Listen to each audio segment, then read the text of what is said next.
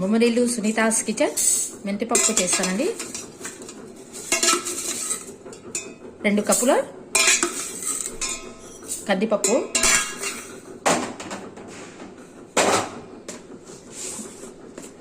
మెంతులు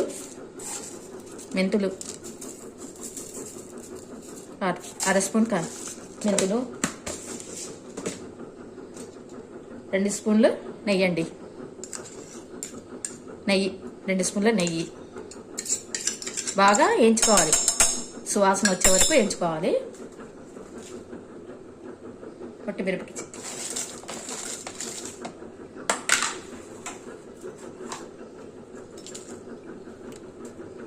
ఒక ఉల్లిగడ్డ, కొంచెం పెద్దది ఉల్లిగడ్డ, అన్నీ వేయించుకోవాలి.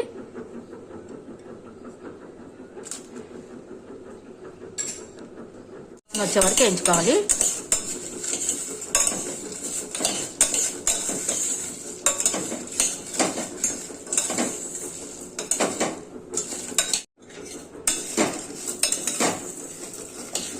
మెంతులు, కందిపప్పు, నెయ్యి, ఒక ఉల్లిగడ్డ, ఒకటి మిర్చి అన్నీ వేసి వేయించుకోవాలండి.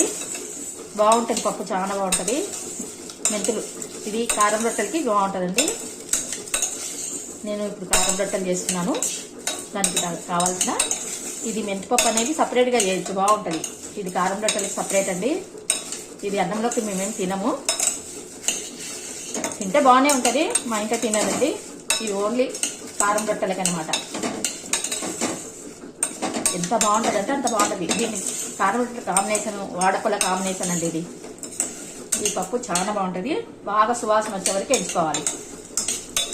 నీళ్ళలో కడగద్దండి పప్పు, కొంచెం నీళ్ళలో కడిగితే మళ్ళీ వేయించడానికి రాదు, పచ్చుకుంటుంది కదా, సువాసన రాదనమాట. కందిపప్పు కొంచెం కడగకుండా వేయించుకోండి. అంత కావాలంటే మీరు ఏదైనా కాటన్ బట్టతో పప్పుని తుడుచుకోండి. మీకు అంత కడగలేదు అని అంటే బట్టతో తుడుచుకొని వేయించుకోండి. అని చూడండి ఎంత సువాసన వస్తున్నాయంటే అంత సువాసన వస్తున్నాయి. చింతపండు పక్కకు నానబెట్టుకోండి.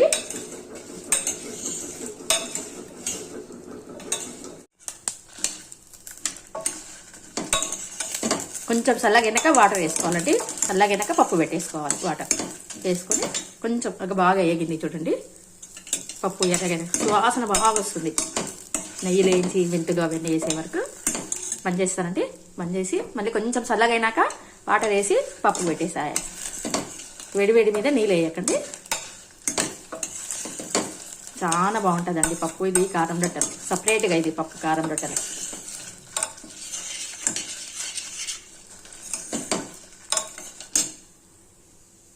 అలాగేనండి, వేసుకోండి వాటర్.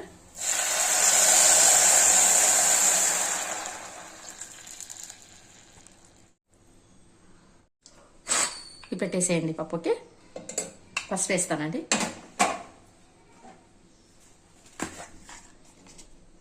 దీనికి పోపు పెట్టకూడదండి, పప్పుకి అస్సలు పోపు పెట్టకూడదు.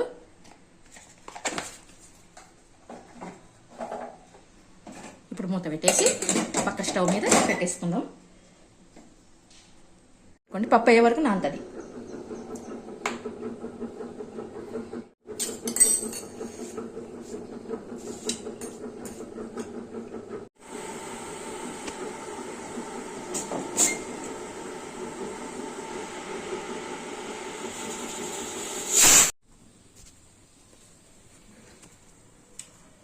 సన్నగా తరిగిన ఉల్లిపాయ అండి. ఎంత సన్నగా తరిగినా చూడండి. మళ్ళీ రొట్టె కొట్టనీకి రాదండి. లావులా ఉంటే మనకి చేతికి అడ్డం వస్తాయి అన్నమాట. సన్నగా తరుపుకోవాలి రొట్టె. కొత్తిమీర, కరివేపాకు 2 తరిగి పెట్టుకున్నాను. తరిగి కడిగేసి పెట్టుకున్నానండి.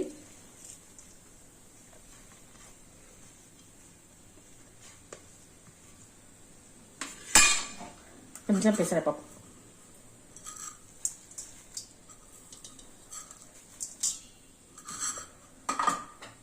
నువ్వులండి,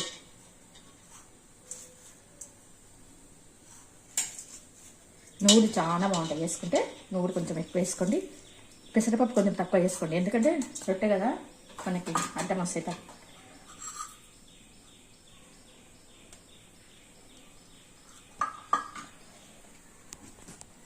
వేసుకోండి.